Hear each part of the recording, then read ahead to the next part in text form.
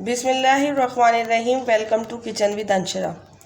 आज मेरे किचन में बन रहा है एक बहुत ही मज़े का नाश्ता जो आपको बहुत पसंद आएगा और आप इसको बच्चों को भी बना के दे सकते हैं, बूढ़े भी खा सकते हैं। बहुत ही ताकतवर और बहुत ही अच्छा ये आज मैं बना रही हूँ।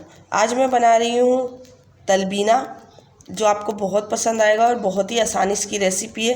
तो आइए देखिए तलबीना बनाने के लिए हमें किन किन चीज़ों की ज़रूरत है। इसके लिए सबसे पहले हमें चाहिए जौ का दलिया। आप इसमें साबुत जौ भी ले सकते हैं और दलिया भी ले सकते हैं। मैंने आधी प्याली जौ का दलिया लिया है। 8 से 10 इसमें खजूर लिए हैं।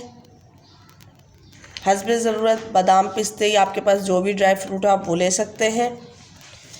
1 प्याली दूध लिया है। इसमें चीनी नहीं डलेगी, इसमें सिर्फ खजूर से ये मीठा होगा। और खजूर के अलावा अगर आप डालना चाहें तो इसमें शहद डाल सकते हैं।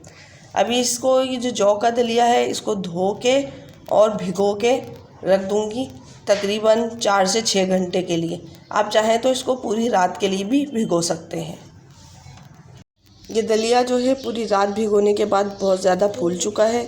अब मैं इसको पतीली में डाल दूंगी। इस पतीली में दूध डाल दूंगी और इसको चूल्हा जला के दरमियानी आंच पे पकने के लिए छोड़ देंगे ताकि ये हमारा जो दलिया है ये अच्छी तरीके से पक जाए। इसके साथ ही इसमें जो है मैं खजूर भी डाल दूंगी काट के। ये पक रहा है, इसी में ही मैं ये खजूर भी डाल दूंगी और खजूर डाल के इसको पकने देंगे ताकि ये हमारा जो तलबीना है ये अच्छी तरीके से पक जाए और इसमें मिठास आ जाए। इसको थोड़ा ढक के और पकने के लिए छोड़ देंगे।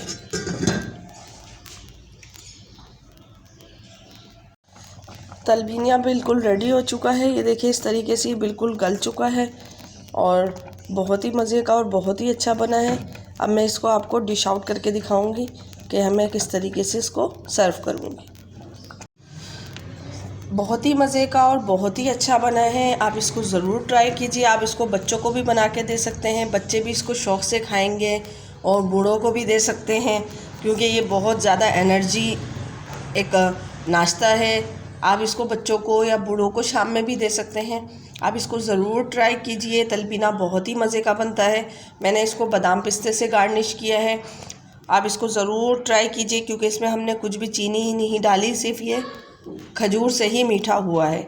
और अगर आपको खजूर के अलावा शहद डालना हो तो इसमें शहद डाल सकते हैं, चीनी नहीं डालिएगा क्योंकि ये सिर्फ़ और सिर्फ शहद और खजूर से ही बनेगा। आप इसको ज़रूर ट्राई कीजिए और मुझे कमेंट्स कीजिए। अगर आप मेरे चैनल पर नए हैं तो मेरे चैनल को लाइक कीजिए, सब्सक्राइब कीजिए और शेयर करना ना भूलें। अगर आप मेरे चैनल को सब्सक्राइब कर चुके हैं तो शेयर कीजिए, कमेंट्स कीजिए और मुझे बताइए कि आपको मेरी ये रेसिपी कैसी लगती है।